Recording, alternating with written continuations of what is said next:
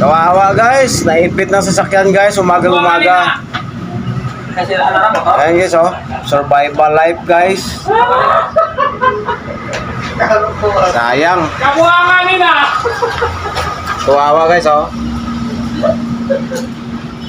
Talagang sinapol siya ng unang gulong ng sasakyan guys. Truck pa naman guys.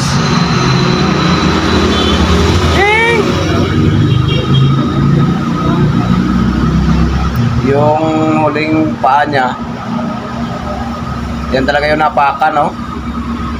Sayang, dalhin ko pa naman sana sa bahay. Wawa guys, oh. Yan.